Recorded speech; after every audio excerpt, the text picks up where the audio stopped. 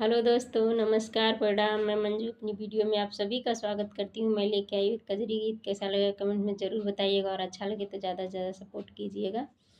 हमरे पियवा के अच्छा विचार बाई बड़ा परचार बाई ना।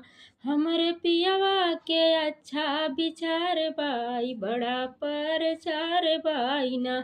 माई बाबू के दिहल संस्कार बाई अच्छा विचार बाई ना। माई बाबू के दिहल संस्कार बाई अच्छा विचार बाई ना। हमरे पियवा के अच्छा विचार बाई बड़ा परचार बाई ना। करई नारिन के बहुत समान बाई अच्छा विचार बाई ना। हमरे पियवा के अच्छा विचार बाई बड़ा परचार बाई ना।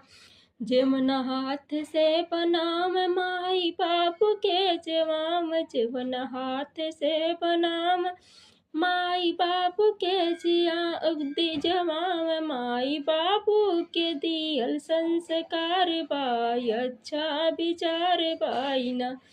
हमरे पियवा के अच्छा विचार बाई बड़ा परचार बाई ना। हमरे पियवा के अच्छा विचार बाई बड़ा परचार बाई ना।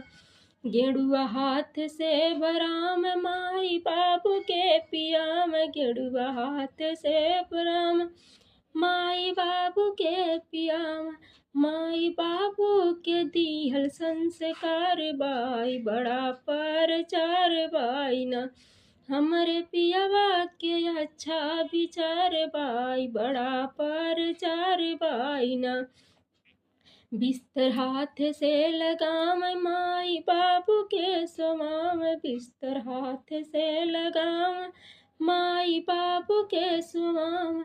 माई बाबू के दिहल संस्कार बाई अच्छा विचार बाई ना। हमरे पियवा के अच्छा विचार बाई बड़ा संस्कार बाई ना। हमरे पियवा के अच्छा विचार बाई बड़ा परचार बाई ना।